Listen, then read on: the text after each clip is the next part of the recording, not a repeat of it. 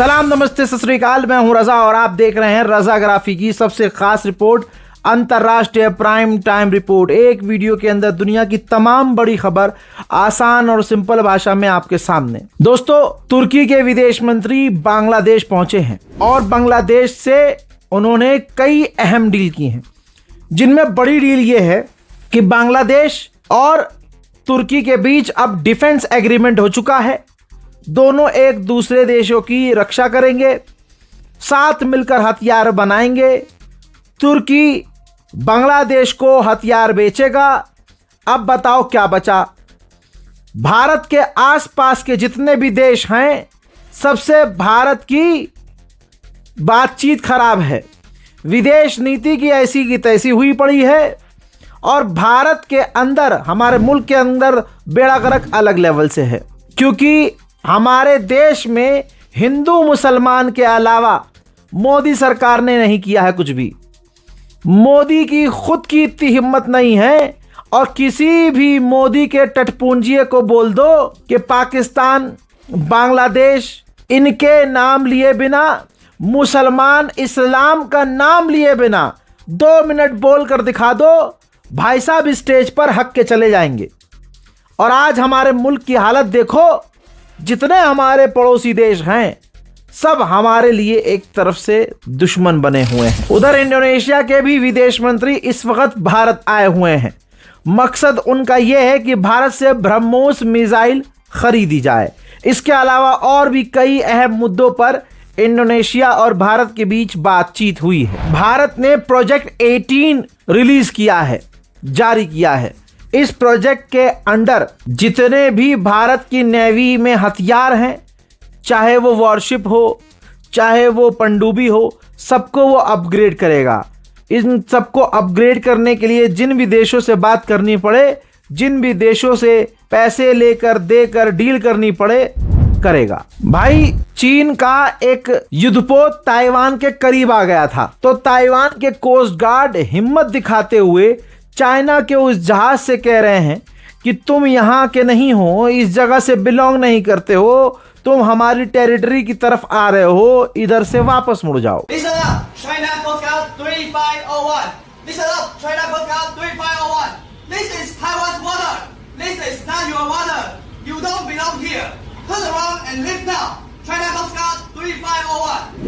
Taiwan America के उकसावे में खूब फुदक रहा है। एक बार फिर से ताइवान ने अमेरिका के air defence system, patriot air defence system तैनात किए हुए हैं चीन के खिलाफ। तो चाइना ने अपना air defence system HQ-16 Taiwan के ठीक सामने तैनात कर दिया है। चीन के राष्ट्रपति शी जिनपिंग भाई साहब पूरे 7 साल बाद नॉर्थ कोरिया जाने वाले हैं। किम जोंग उंग से बातचीत करके कहा जा रहा है कि चाइना और नॉर्थ कोरिया करीब आने की कोशिश कर रहे हैं, और अगर ऐसा हो जाता है तो फिर इनका कोई तोड़ किसी के पास नहीं होगा। सबसे बड़ा अपडेट तो ये है कि चाइना की मिलिट्री रशिया गई और रशिया के तमाम लगभग बड़े बड़े बेस पर पहुंची और वहां जाकर उन्होंने सर्वे किया है।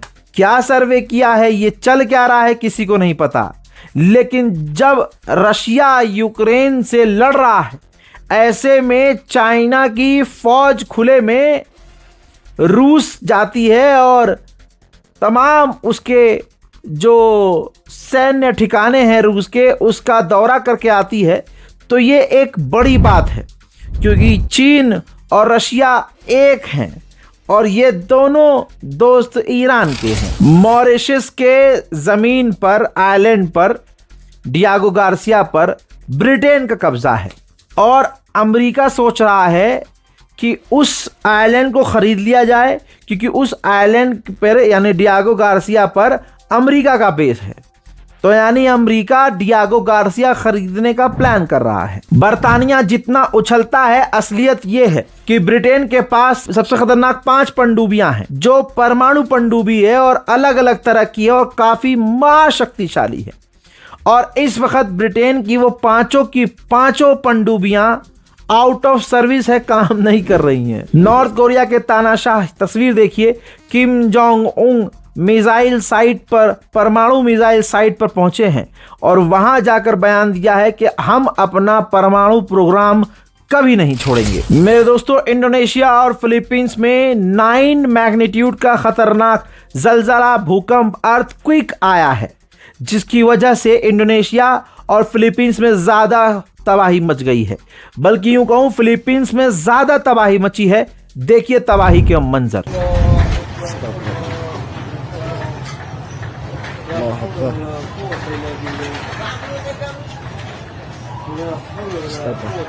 Abang na rin guys.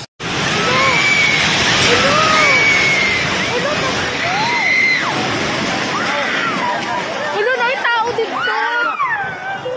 Hoy, Lord!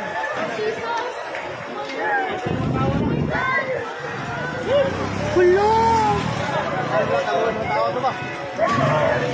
Ay, sir!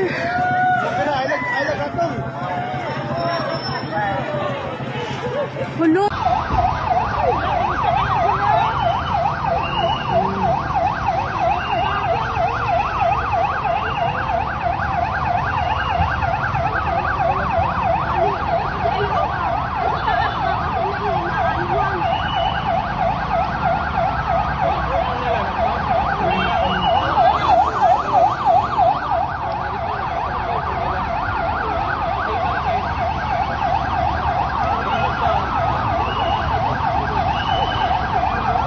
Astagfirullah.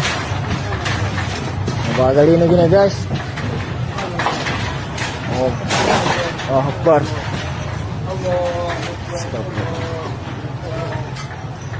Allah Akbar.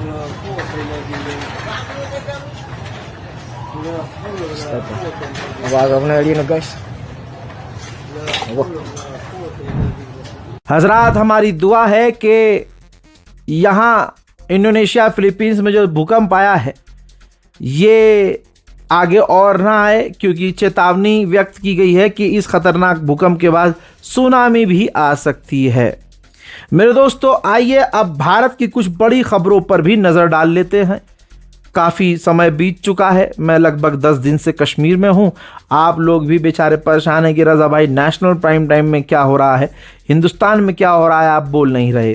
तो दोस्तों, हाई कोर्ट ने खुद कहा है, अभी कल कहा था, कि जो यूपी पुलिस है वो कोर्ट और कानून की नहीं है वफादार, वो वफादार है नेताओं की। ये कोर्ट ने कहा है और अभी ये कहा ही था और अगले दिन का ये वीडियो आ गया। गोरखपुर में धर्मेंद्र प्रधान के पुतले के साथ विरोध करने वाले छात्रों को पुलिस ने मारा है, पीटा है और गालियां बकी है। अब आप सोचिए यूपी पुलिस कितनी खतरनाक तानाशाह हो चुकी है। अब आप सोचिए, ये यूपी पुलिस कानून की मतलब पैरवी कर रही है या अपने नेताओं की गुलामी कर रही है। हमारे मुल्क में हिंदू मुसलमान के अलावा कुछ नहीं होता।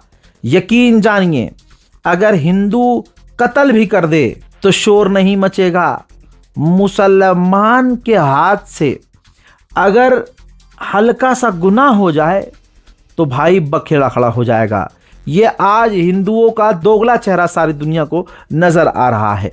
हजरात, इस्लाम को गालियां बकने वाले अपने गरीबान में झांकें तो उनको उल्टी आ जाएगी। ज़रा तस्वीर को देख लीजिए।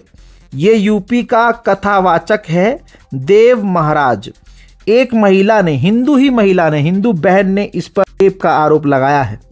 बिहार की रहने वाली महिला के मुताबिक 2023 में ये बिहार में कथा करने गया था। उस लड़की से, उस महिला से वहाँ मुलाकात हुई, बातचीत आगे बढ़ी। फिर 2025 में इसने महिला को अयोध्या राम मंदिर के दर्शन के लिए बुलाया।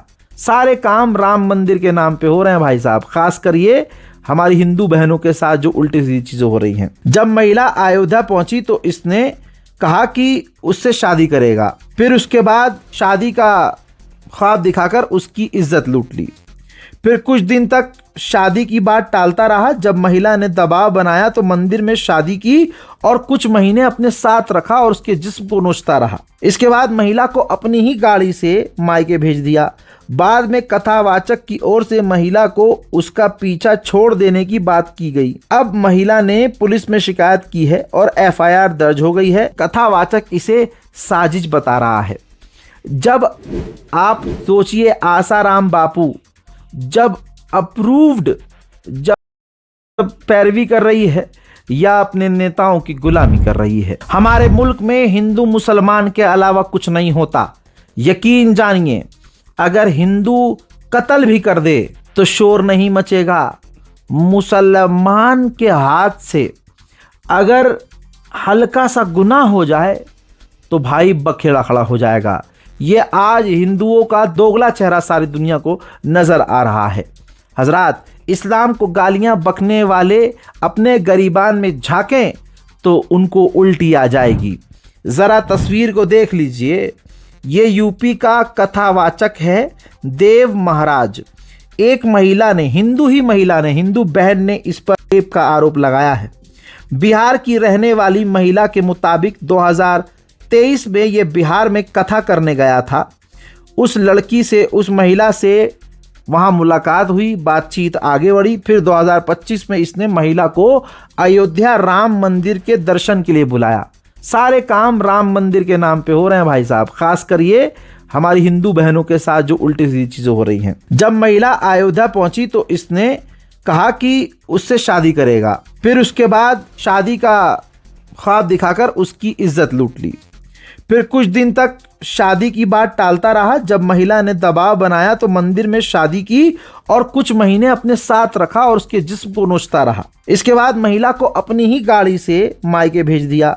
बाद में कथावाचक की ओर से महिला को उसका पीछा छोड़ देने की बात की गई। अब महिला ने पुलिस में शिकायत की है और एफआईआर दर्ज हो गई है। कथावाचक इसे साजिश बता रहा है। जब आप सोचिए, आसाराम बापू जब अप्रूव्ड, जब प्रूव्ड हो चुका है कि भाई उसने बलात्कार किया है, उसने इज्जत लूटी है, इसके बावजूद आज अगर उस बाबा के भारत में फैन है और बाबा बेल पर बाहर है और मौज काट रहा है, तो आज की तारीख में जितने भी बाबा हैं वो हिंदू बहनों के साथ जो मर्जी करें, उनको सजा क्या ही होगी। उधर जयपुर के मालवीय नगर में देखिए, मुसलमान पूरी तरह से बेगैरत हो चुका है। मैं आपको एक पहले खबर दूंगा, फिर आगे की बात करूंगा। आपकी स्क्रीन पर ये एक मस्जिद आपको नजर आ रही है। जयपुर के मालवीय नगर में 45 साल पुरानी एक मस्जिद को तोड़ने की तैयारी की गई है। पूरे इलाके को छावनी में तब्दील किया गया है।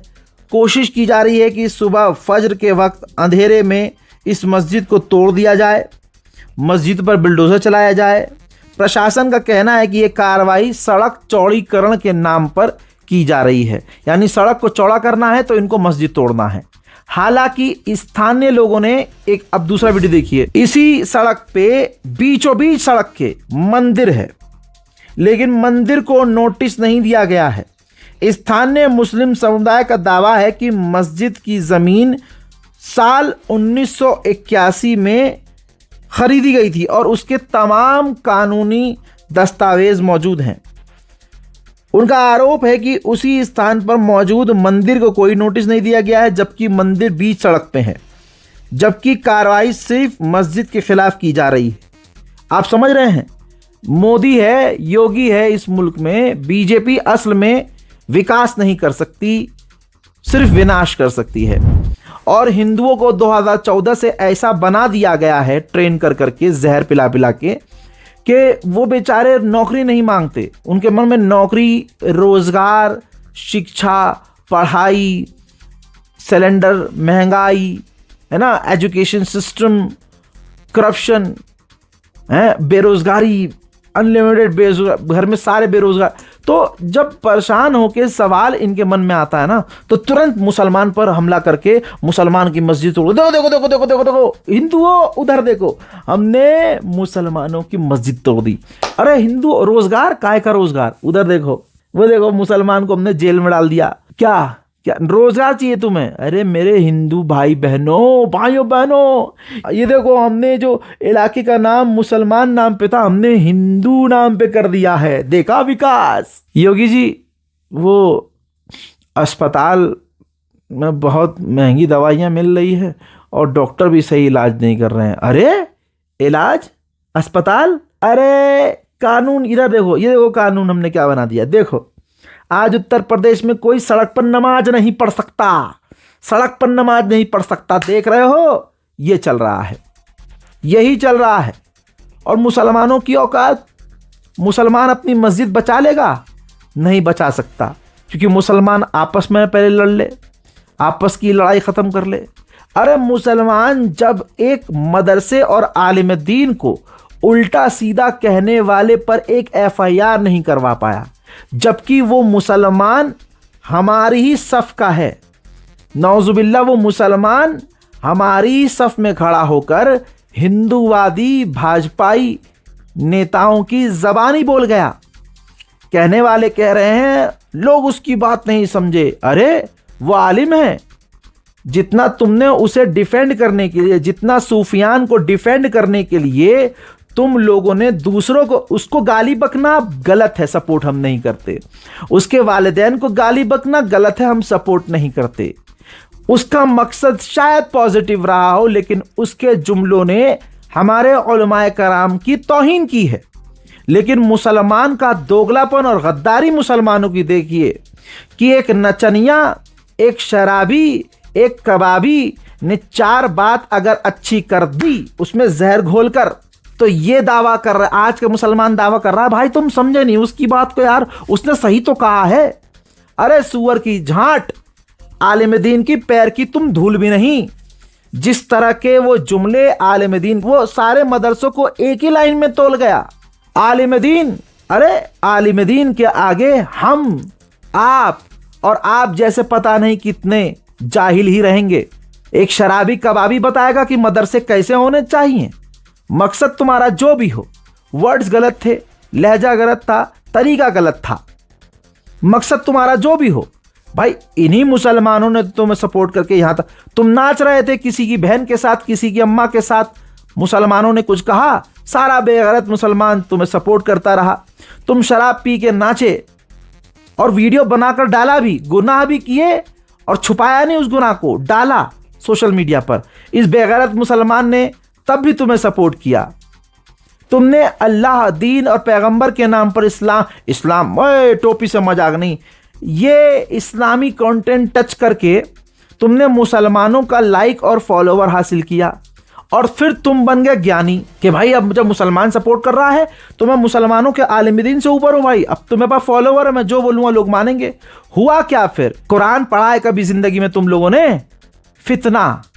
फितना डाल दिया उसने कौम में, फितना डाल दिया भाई। हिंदूवादी संगठन ने उसको सपोर्ट किया, उसने, लोग दावा कर रहे हैं कि हिंदूवादी संगठन ने उससे पैसा लिया है, लेकिन मैं इसकी वेरिफिकेशन नहीं करता। मैं कहता हूं उसने स्टोरी लगाई, हिंदूवादी संगठन, उस की जो आए दिन मुसलमानों को गाली बकता है, हमारे पैगंबर इस्लाम का अपमान करता है। सोचिए अगर उसका सपोर्ट हासिल करके उसकी स्टोरी अगर कोई आदमी लगा दे, तुम किस तरह से उसे मुसलमान मान रहे हो? बेगैर तो सोचो तो सही। चलो ठीक है भाई, वो सब कुछ सही है, तुम्हारे हिसाब से सही है। मुसलमान जो इतनी बड़ी बड़ी बातें करता है, किसी ने FIR करी? कोई मुस्लिम संगठन, कोई उलमाए दीन का संगठन, कोई मौलाना, कोई ये बहुत जिनके सीने में दर्द हुआ कि भाई मदरसों को उल्टा सीधा बोल दिया, इसने मदरसों को उल्टा सीधा बोल दिया, अरे तुमने FIR करी? ऑनलाइन FIR हो सकती है और बहुत ज़बरदस्त तरीके से हो सकती है, क्योंकि वो मुसलमान है। मुसलमान पे तो FIR ऐसे होती है, लेकिन किसी भी मुसलमान ने FIR नहीं की। ये मस्जिद बचाएंगे अपनी मुसलमान? अब चलिए आते हैं एक अहम मुद्दे पर। लोग मुझसे पिछले कई दिनों से सवाल कर रहे हैं कि रज़ा भाई खान सर के बारे में आप क्या कहेंगे, खान सर के साथ जो हो रहा है उस पर आप क्या कहेंगे। और खुदा की कसम, मुझे बोलना होता है तो मैं सबसे पहले बोलता हूं, नहीं बोलना होता तो मैं चुप रहता हूं। मैं खान सर के मामले में चुप था, उसकी बहुत सारी वजह है। पहली वजह ये कि ये खान सर जिसने हमेशा अपना असली नाम छुपाया, और आप सब इस बात के गवाह हैं कि आप सब, हम सब कंफ्यूज रहा करते थे कि ये मुसलमान है कि हिंदू है, लेकिन हम खुश थे कि काम अच्छा कर रहे हैं, छात्रों को फायदा पहुंचा रहे हैं। लेकिन खान सर की जब शादी हुई तब ये बातें उड़ी कि उनकी पत्नी जो है वो मुसलमान भेष में नजर आई हैं, तो हो सकता है खान सर मुसलमान हो। लेकिन वो बात यहां पर कहने का मकसद है जो मैं आपको बता रहा हूं। खान सर ने हमेशा अपनी पहचान छुपाई, उसकी वजह जो भी रही हो, लेकिन खान सर ने अच्छे काम किए, गरीबों को पढ़ाया लिखाया, उनको मौका दिया, लेकिन उन्होंने हमेशा अपना काम चलाने के लिए हिंदुओं को खुश करने का काम किया। मेरे दोस्तों, आपको यकीन नहीं आएगा, लेकिन यह हकीकत है। खान सर ने हिंदुओं को हमेशा खुश रखा, हिंदुओं के देवी देवताओं की तारीफें की, हिंदू धर्म की तारीफ की, खूब चाटुकारिता की और मुसलमानों का अपमान किया और मुसलमानों की फीलिंग्स का मजाक उड़ाया, जिसका एक सबूत मैं आपको दिखाने जा रहा हूं, जिसमें मुसलमानों को वो दोगला साबित कर रहे हैं, ये कहते हुए कि गाजा, जिससे गाजा नहीं बोला जा रहा, वो गाजा गाजा करके मुसलमानों को कटाक्ष करते कह रहा था यही खान सर के मुसलमानों को जो है गाजा फिलिस्तीन के लोगों का दर्द है, यूक्रेन के लोगों का दर्द नहीं, जबकि ये दोगलापन है। सारे मुसलमानों को छोड़ दो, अपने बाप से मिलो। जब से 4 साल से ये जंग चल रही है, यूक्रेन में जो आम लोग मारे जा रहे हैं, हर बार विरोध किया है मैंने। जाकर मेरी तमाम वीडियोस खान सर के फैंस देख लें। हमेशा दोस्तों, आम जनता पर जुल्म होना, आम लोगों को कत्ल करना, हमेशा से मैं और मेरी टीम, मेरा चैनल इसका विरोध करता है। दोस्तों, पहले ये वीडियो देख लीजिए, खान सर किस तरह से हिंदुओं को खुश करते आए कि हमें फिलिस्तीन से कुछ नहीं मिलने वाला है। और कुछ लोग जो फिलिस्तीन का समर्थन करते हैं, वो केवल धर्म के कारण करते हैं और बोलते हैं कि इंसानियत के नाते। यही खराब लगता है। खुल के बोलो भैया, इंसानियत यूक्रेन में नहीं दिख रही है। पहलगाम में हमला हुआ, 28 लोग मर गए, इंसानियत नहीं दिखी। हाँ, नक्सलाइट मार रहे हैं सब मासूम लोगों को, इंसानियत नहीं दिख रही है। इंसानियत का गाजा में दिखेगी। ऐसा कुछ नहीं, तो मुंह पे बोलना चाहिए किसी चीज पे कि आपका जो धर्म है, उसी धर्म के लोगों को इजराइल मार रहा है, इस वजह से थोड़ा दिक्कत है। सिर्फ इतना ही नहीं, खान सर देवी देवताओं की यहां पर पूरा अपना वो हिंदू वाला तिलक विलक लगा के, पूरा माथा तिलक से चौब कर, हिंदुओं को खुश करके, चाटुकारिता करते हुए, अपने ईमान पर थूकते हुए, मुसलमानों को और कश्मीरी और फिलिस्तीनी मुसलमानों के नरसंहार को जस्टिफाई करते हुए इस तरह के बयान देता था। और आज सोमवार है, और चूंकि हम शुरू से ही रहा है, इस सब चीज़ों में हमारा लगाव रहा है, और इसका एक कारण भी है। एक बार क्या हुआ था, बहुत साल पहले यहाँ हम सोफा पे ही बैठे थे, और ये देखिएगा आपको, तो ये मेरा सोफा, इस पे हम बैठे थे और ऊपर महादेव की तस्वीर लगी हुई है। और जब बम चलाया था सब ना, तो इस दीवार के इसी सोफा के गद्दे पे लग गया था। ये वाला सोफा नहीं था वहाँ पे, इस पे। तभी से हमको लगा कि नहीं, महादेव हमको बहुत मानते हैं, तो इसलिए उन्हीं का दिन सबसे अच्छा लगा। तो आज ही के दिन हमने इसकी घोषणा कर दिया, और अब इसको देखते हैं कैसे महादेव ले जाते हैं आगे। महादेव के भक्त हैं, हमको सबसे अच्छा लगता है। और आज की तारीख में इस हिंदू समाज ने इस खान सर को क्या दिया? खान सर के विरोध में एक छात्रा बोल रही है चीख चीख के कि ये लोग कभी किसी का हुआ है। मुस्लिम का भी किसी का हुआ है आज तक? कभी नहीं। वो गुरु है, लेकिन वो कभी किसी हिंदू का नहीं हो सकते। कैसे इल्जाम लगा रहे हैं हम लोग पे? और वो लड़की यहाँ पढ़ाई करने आई है, माँ बाप उसको पढ़ाई करने भेजा, यहाँ पर वो कर रही है बंटवारा कर रही है कि कौन अच्छा है कौन गलत है। यहाँ तक कि खान सर का करियर भी मुसलमानों को नीचा दिखाकर, क्योंकि अगर एक मुसलमान को गाली बके, नीचा दिखाए, तो हिंदू उसे बड़ा पसंद करता है। बीजेपी और हिंदू संगठन उसे पसंद करते हैं। एक और वीडियो दिखाऊंगा जिसमें आप देखिए हिंदू और मुसलमान में क्या फर्क बता रहा है ये खान। मैं कभी भी इसीलिए इसकी इस मानसिकता को सपोर्ट नहीं करता, भले ही इसके अच्छे कामों को मैं सलाम करता हूं और इसकी इज्जत करता हूं, लेकिन इसने जो मुसलमानों के साथ किया, ईमान बेचा सो बेचा, लेकिन मुसलमानों को हमेशा नीचा दिखाया। इसके लिए भारत के मुसलमानों को इसे माफ नहीं करना चाहिए। अल्लाह के घर देर है अंधेर नहीं, ईमान का इंसान को पक्का होना चाहिए। ऐसे समाज होते हैं सब, द्वंद समाज बोलते हैं ना। द्वंद समाज एक ही चीज के दो अर्थ होते हैं, उसी को ना बोलते हैं जी। उसमें होता है ना, एक तो सुरेश ने जहाज उड़ाया, मतलब सुरेश जहाज उड़ाया। द्वंद समाज में अब बस इसका नाम चेंज करिए, अब्दुल ने जहाज उड़ाया। सब देखिए, लेकिन अंतर हो जाएगा। सुरेश ने जहाज उड़ाया मतलब उड़ाया, और अब्दुल ने जहाज उड़ाया मतलब भड़काया। इसको कहते हैं द्वंद समाज, एक ही शब्द के दो। यही नहीं, ऐसे हजारों इसके वीडियोस हैं जो सर में सरसों का तेल चोभे हुए मुसलमानों को नीचा दिखाता रहा, मदरसे के बच्चों को उलमाए दीन का अपमान करता रहा। एक और वीडियो देखिए। ये देखिए इसको को कुछ पता नहीं है। बाबू लोग तुम लोग पढ़ लो, अब्बा के कहने पे मत आओ। अब्बा तो पंचर साटिए रहे हैं, अब ऐसे ही तुम लोग भी करेगा ना तो बड़ा होकर तुम लोग भी पंचर साटेगा लो। तो पंचर मत साटो, वरना तुमको तो पता ही है, नहीं तो कुछ नहीं होगा तो चौराहा बैठ के मीट काटेगा तुम, बकलोल कहीं का। बताइए, ये उम्र है बच्चों को यहाँ पे ले आने का। बैनर से छोटा ही बेचारा ये है, क्या कीजिएगा।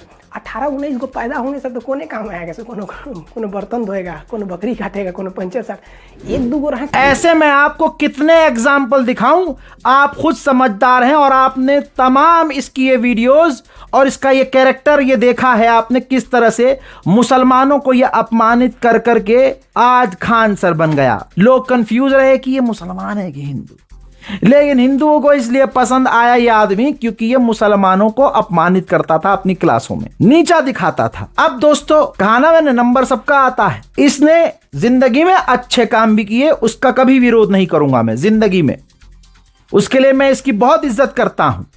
लेकिन जो मुसलमानों को अपमानित करता रहा हो, जो दीन का मजाक उड़ाता रहा हो, उसके लिए मेरे दिल में बहुत ज्यादा सम्मान इज्जत ऐसा तो नहीं हो सकता। और वो सुना है ना कि कर्मा है, जो करोगे वो भुगतोगे। अब जिस समुदाय ने इसको सपोर्ट किया वो समुदाय इससे नाराज तब हो गया जब इसने अच्छे काम करने शुरू किए, अस्पताल खोल दिया।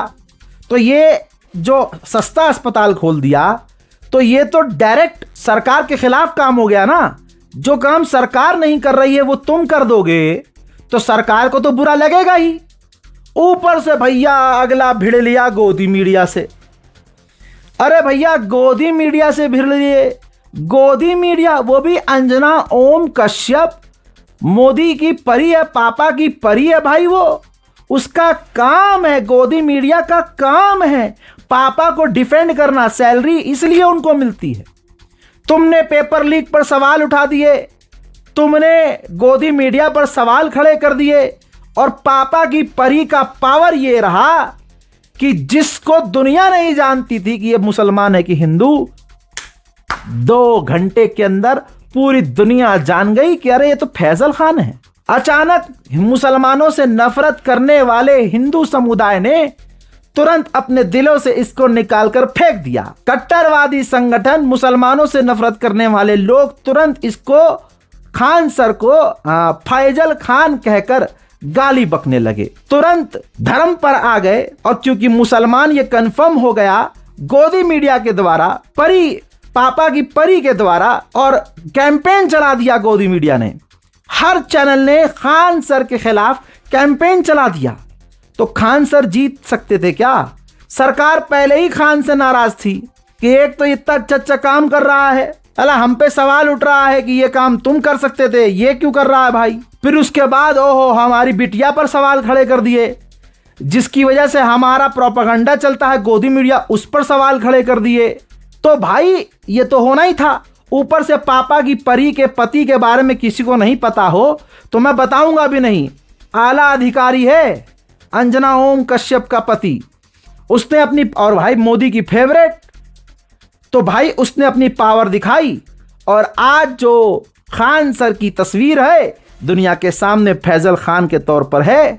हिंदू समुदाय को देखिए, ज्यादातर वो उससे नफरत कर रहे हैं, गाली बक रहे हैं। और आप देखिएगा कुछ दिन में खान सर को आतंकवादी, पाकिस्तानी है, पाकिस्तान से फंड लेने वाला, सऊदी अरब से फंड लेने वाला, कश्मीर में आतंकी हमला करवाने वाले, आतंकियों से लिंक रखने वाला, ये सब बना देगी गोदी मीडिया। क्योंकि डायरेक्ट खान सर का पंगा गोदी मीडिया से हो गया था ना। अब पापा की परी का एक झलक देखिए, ये देखिए भाई, फायर ब्रिगेड ऑडिट करने के लिए खान सर के कोचिंग सेंटर पहुंच गई। बताइए, इतने कोचिंग सेंटर हैं, क्या कोई फायर ब्रिगेड, आलाना ब्रिगेड, अब हो सकता है भाई साहब क्राइम ब्रांच भी पहुंच जाए रेड मारने, है ना, कुछ भी हो सकता है भाई, ईडी, सीबीआई, क्राइम ब्रांच, भाई एनआईए सब पहुंच सकती है। अरे पापा की परी को छेड़ दिया यार, मुंह तोड़ जवाब दे दिया खान सर और दूसरे टीचरों ने। आज तक ने पूरा शो करना शुरू कर दिया जिसमें यह बताया गया कि खान सर का कोचिंग सेंटर सील हो सकता है, खान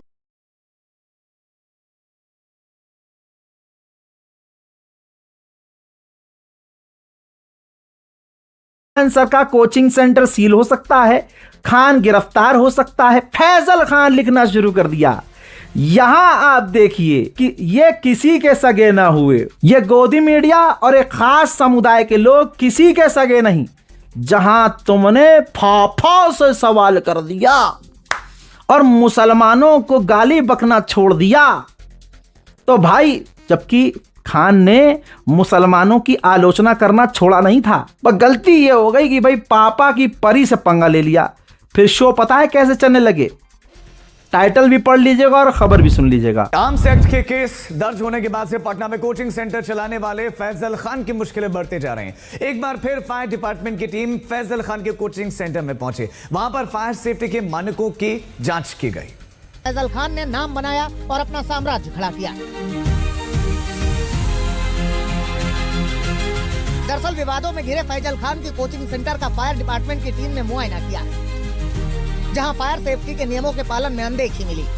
केजीएस कोचिंग सेंटर में छात्रों की सुरक्षा को लेकर टाइटल पढ़ा और वीडियो देखी। खान भी नहीं लिख रहा गोदी मीडिया, फैजल लिख रहा है। ये मिला है खान को, गरीबों को पढ़ाया लिखाया, कितने हजारों बच्चों को फ्री में पढ़ाया, फिर उनका दिल जीतने के लिए, हिंदुओं को खुश करने के लिए, अपना बिजनेस बढ़ाने के लिए, तमाम चीजों से क्राइम ब्रांच ये ईडी पीडी से बचने के लिए मुसलमानों को बीच बीच में बेचारा उल्टा सीधा बोलता रहा, मजाक मुसलमानों का उड़ाता रहा, लेकिन कोई भी इसका सगा ना हुआ। काश ये ईमान पर होता, काश ये मुसलमानों का मजाक ना उड़ाता। लीजिए पापा की परी का पावर देखिए, सील हो सकता है खान सर का कोचिंग सेंटर। अरे जो सरकार पेपर लीक नहीं रुकवा रही और ये तमाम साजिश के तहत ही हो रहा है कि भैया पढ़ लिख लेंगे तो नौकरी देनी पड़ेगी, कहां से देंगे? और ये जो है फ्री में पढ़ा रहा है, ऊपर से पापा की परी से पंगा। ले बेटा खान सर तो गए हो। अब मैं खान सर से यही पूछूंगा कि जिनकी चाटुकारिता तुमने की उसने तुम्हें क्या दिया? बात खत्म। ये मत सोचना कि खान का और खान ने जो फैजल खान ने अच्छे काम किए मैं उसका विरोधी हूं। परवरदिगार आलम की कसम मैं उसके हर अच्छे काम का मुरीद हूं, लेकिन जो गलत किया है, जो उसने अपने आप को ब्रांड बनाने के चक्कर में खूब मुसलमानों का मजाक उड़ाया और नीचा दिखाया, उस पर दिल तो खट्टा है मेरा, लेकिन फिर भी निष्पक्षता से सारी बात रखी है। याद रखिएगा, अब खान सर के जैसे बहुत सारे टीचर्स हैं, सब रडार पर हैं। यहां तक कि फाफा की परी ने खान सर और उनके जैसे 8 टीचरों के ऊपर एफआईआर कर दिया है। हाँ, ये देख लो न्यूज पिंच का अपडेट। हालांकि न्यूज पिंच भी गोदी मीडिया का ही है, गलतफहमी में मुसलमान बेचारा रहता है, लेकिन लो पढ़ो। एंकर अंजना ओम कश्यप और टीवी टुडे ग्रुप ने खान सर, अभिनय मैथ, बबीता त्यागी समेत 8 लोगों के खिलाफ दिल्ली हाई कोर्ट में मुकदमा दाखिल किया। यूट्यूब, मेटा और एक्स के सभी प्लेटफॉर्म से गोदी मीडिया अंजना ओम मोदी की जो पोल उन्होंने खोली, उन तमाम वीडियोस और बातों को हटाने के लिए मांग की है। साथ में हर्जाने के तौर पर 2 करोड़ रुपए की मांग की है। यह है अंजना ओम मोदी की औकात। खुद के व्यूज नहीं आ रहे थे, जलील हो रही थी, हक बात बोल नहीं पा रही थी, तो दीदी ने उन तमाम यूट्यूबर्स को लपेटे में ले लिया और खुद गई हैं कि आ बैल मुझे मार। यूट्यूबर्स को छपरी बताना, फर्जी बताना, कमाई का जरिया बोल देना, और ये जैसे फ्री में काम कर रही हैं गोदी मीडिया में। ये पापा से पैसा नहीं ले रही हैं, मोदी सरकार की प्रवक्ता बन के एंकर के रूप में ये जो प्रवक्तागिरी कर रही हैं, ये पैसा नहीं ले रही हैं, फ्री में काम कर रही हैं। ये कंडोम के ऐड से लेकर, शिलाजीत के ऐड से लेकर, और न जाने कितने सट्टे जुए के ऐड करके इनके चलता है ना, इधर ऐड चलता है, फिर इधर ऐड चलता है, हैं? तो ये फ्री में करती हैं ऐड, हैं? ये पैसा नहीं लेती हैं। खैर बेतुकी बातें हैं। खान सर को वही मिला जो उन्होंने बोया। मुसलमान खामोश रहे इस पर तो ज़्यादा बेहतर है। जिनका मामला है भाई वो खुद देख लें। मुसलमान पहले से ही इनकी बातों से आहत है, हम माफ नहीं कर सकते। दूसरी बात, लोग कह रहे हैं रजा भाई आप कॉकरोच जनता पार्टी को किस नज़र से देखते हो? तो देखो भाई, मैं सपोर्ट करता हूं क्योंकि उसमें छात्र पीड़ित हैं, लेकिन मुसलमानों को ट्रस्ट इशू है। हमें इतना धोखा दिया गया है कि हमें इतनी जल्दी यकीन नहीं होता। यह बात क्लियर दिमाग में रख लेना। मुसलमानों को सभी ने धोखा दिया, चाहे वो कांग्रेस हो, चाहे वो बीजेपी हो, उसका तो क्या ही कहना, चाहे वो आम आदमी पार्टी हो, सबने ही धोखा दिया। सबसे बड़ी बात यह है कि चलो तुम्हारा नीट का भाई ये है मसला, लेकिन मुसलमान ये सोचता है, मैं मुसलमान हूं, मैं ये सोचता हूं कि ये सीजेपी हमें मुसलमानों को क्या देगी? क्या सिर्फ मुसलमानों को इस्तेमाल कर रही है? क्या मुसलमानों के वोट का इस्तेमाल करेगी? मुसलमानों को एक भीड़ की तरह? मैं फिर से कहूँगा, जो हमारे उलमाए दीन ने कहा था, मैं उनके पैरों की धूल हूँ, चाहे वो किसी भी मसलक का आलिम हो। आलिम की जूती मेरे सर पर, मैं अपने आलिम की बात मानूंगा, और ये बात मैं पहले से सोच रहा था। वही हमारे उलमाए कराम ने कहा कि मुसलमान इस सीजेपी के प्रदर्शन से दूर रहे। याद रखना, जब पुलिस लठ बजाएगी ना, तो वो सीजेपी में जो हिंदू होंगे ना, तुम तो शक्ल से ही पहचाने जाओगे, लौंडिया बुरखे में पहचानी जाएंगी। अभी 4 लड़कियां पहुंची थी, फोटो वायरल हुआ था, मना करने के बावजूद, क्योंकि उनकी तो मौज मस्ती थी।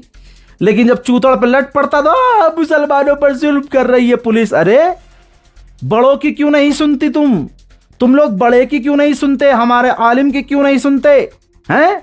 जब 50,000 की भीड़ होगी तो पुलिस का लट मुसलमान टोपी वाले पे पहले चलेगा, बुरखे वाली पर पहले चलेगा, और तुम्हें ही गिरफ्तार करके जेल भेजा जाएगा। और एक सीजेपी का प्रदर्शन हो, मुसलमान गिरफ्तार हो, और उसके ऊपर फंडिंग, पाकिस्तानी कनेक्शन, आतंकवादी, सारी धाराएं लगा दी जाएंगी। सवाल तब खड़ा होगा तुम्हारे दिमाग में कि अब क्या सीजेपी हमारे लिए लड़ेगी? हे लाला, अबे जब आम आदमी पार्टी का इतना बड़ा नेता, जिसकी जिंदगी ही बनाई केजरीवाल ने, जिसको गली का कुत्ता नहीं जानता था, कॉलेज से उठाकर उसे भाई साहब नेता बना दिया। जिंदगी उसकी ऐसे पलट दी कि जिसकी औकात नहीं थी आसमान देखने की, उसको परिणीति चोपड़ा जैसी हीरोइन मिल गई। फिर क्या हुआ? लाला, वो उस पार्टी का नहीं हुआ, वो अपने गुरु का नहीं हुआ, वो अपनों का ही नहीं हुआ। तो हम कैसे यकीन कर लें कि ये अभिजीत दीप के मुसलमानों का सगा होगा? आगे जाकर ये बीजेपी को या भाड़ में जाए, किसी को भी ज्वाइन करे, लेकिन हम कैसे यकीन कर लें कि ये मुसलमानों का कोई मुद्दा उठाएगा? That's it. मैं हिंदू मुसलमान नहीं कर रहा हूं, ये मुसलमानों के दिलों का जख्म है जो बयान कर रहा हूं। फिलहाल के अंतर्राष्ट्रीय प्राइम टाइम में जो